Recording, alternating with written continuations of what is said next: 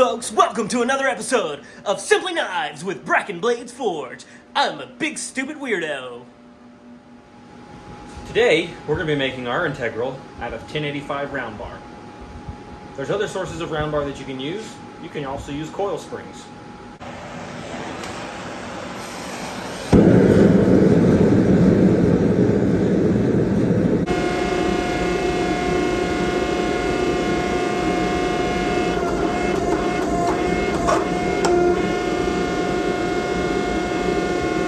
This next step, we're going to be fullering the blade, which means to widen it, and we're going to be drawing it out to achieve the length we want.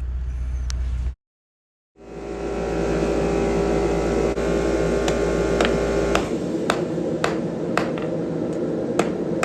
I've probably said this before, but I'll say it a lot of times again before this is all said and done. Make sure that as you're forging the tip, you forge it in and then forge it flat. Keep this process up as you're forging the tip. Otherwise, you'll get cold shuts and other undesirables in your blade profile as you're forging it out.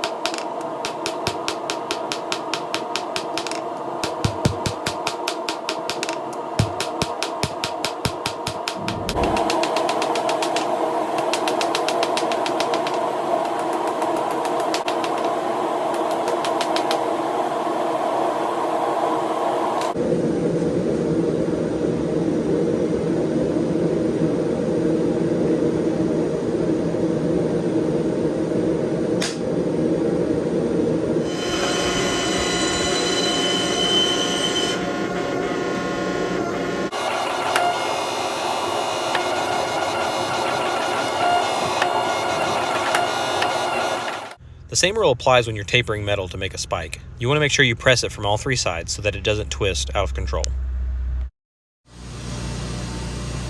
So there you have it. It is forged and ready to grind. So the next step, we're going to go through, we're going to grind down the tang, get it a little bit more workable. We're going to clean up in here in the general profile. I may leave this spine, just kind of thinking maybe I want the forged spine look on it. And then I'm definitely might leave this looking this way as well. I like the forged look. It's kind of my style. So we're gonna get it cleaned up and rough ground, and then it's gonna be ready for heat treat.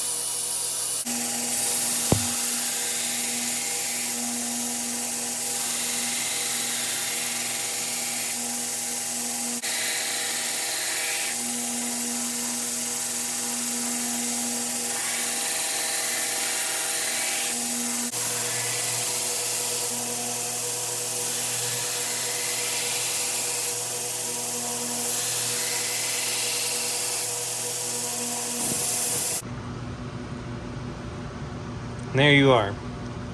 We've ground our bevels, cleaned up the insets, polished up the integral portion, cleaned up the spine. Now this is all done on the machine, and now we have to do it all again by hand. Make sure that all these lines go in the same direction. But where it sits right now, I really like this knife.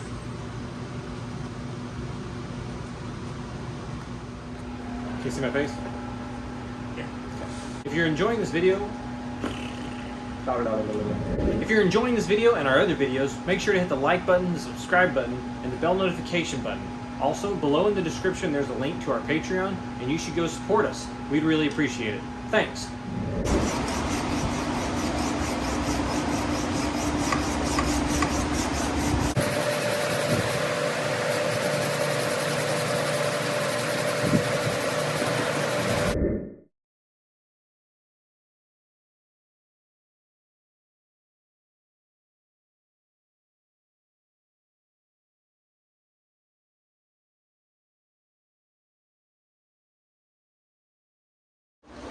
By the way, just a quick tip, when you're hand sanding blades, something you can do is take a Sharpie or any other sort of like marking pen or anything like that and mark the area where you have scratches.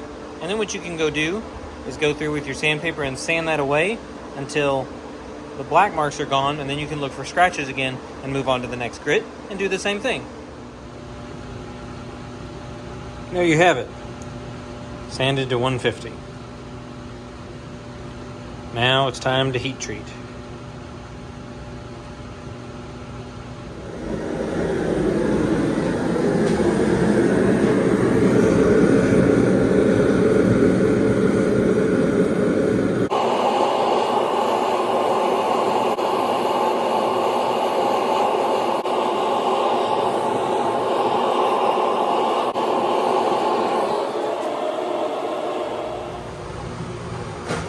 Here we go, we got our knives out of the oven. We tempered this at 400 degrees for 2 hours. Now, why does that work? Just because I've done it before with 1085 and it worked out great. So you can follow that too. 400 degrees for 2 hours. And now we're going to gruelingly hand sand the mess out of this knife. And it's gonna take me hours and days.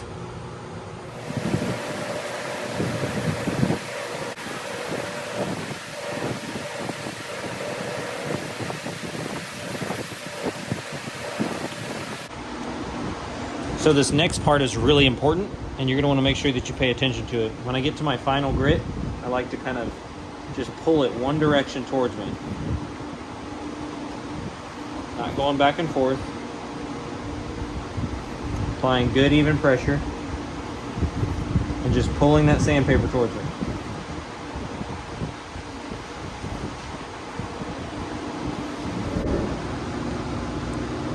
And there we have it. A really nice, clean, even finish. Now we're going to select our handle material, drill a hole for the handle, and glue it up. Alright, so the next thing we're going to do is drill our handle hole into our material. So, I grabbed me a pair of calipers first, and I measured the tang's width to make sure I know what drill bit to use. So the drill bit that I have selected is a 3/8 drill bit. I check it, and it's like I can squeeze it into the calipers, so I know that this is slightly larger than my tang, which is exactly what you want because you're going to want to leave just a little bit of room for the glue. The material we have chosen is paddock. I think it's going to look really good. So let's go over to the drill press and drill out our hole and get this thing glued up. So we've got our drill press set up. We've got our work rest ready. We've got it tight. There's a little bit of play in it, so that way it can move up and down. It's got to have the play in it, otherwise it can't. But you need to make sure it's tight because this locks it into place and doesn't allow it to do this when you're drilling.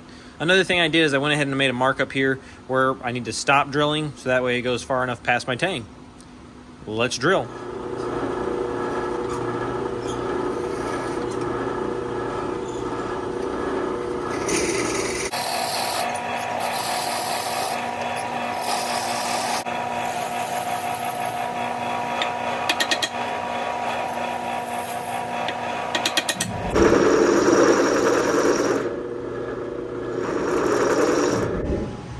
So what I did with the countersink tool was just drill out the initial top part of the hole.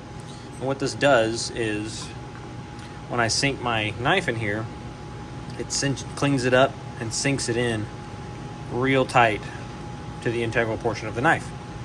So now what I'm going to do is I'm going to go through and trace out what I want my shape to look like over my handle. And I'm also going to come through on the sides and I'm going to mark right here and then front and back.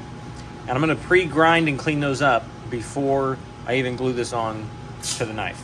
So keep watching, comment, and ask questions if you have any. For this portion, it's important to take it slow and just grind to the lines that you've traced out. Don't go too fast. You can sand them off later with your hand sander.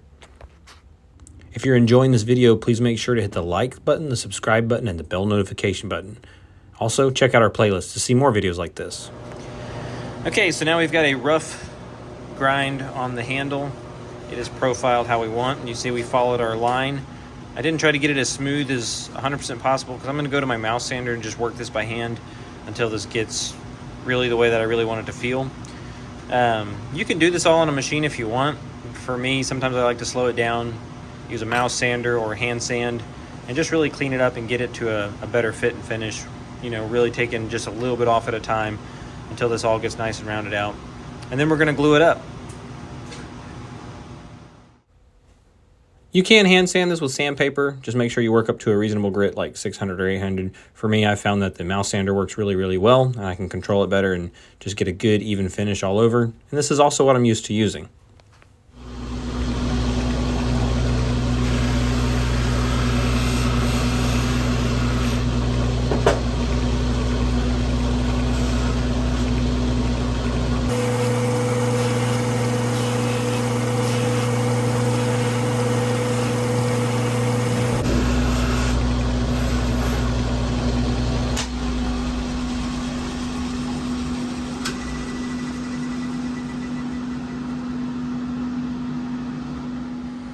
All right, so now you're ready to glue.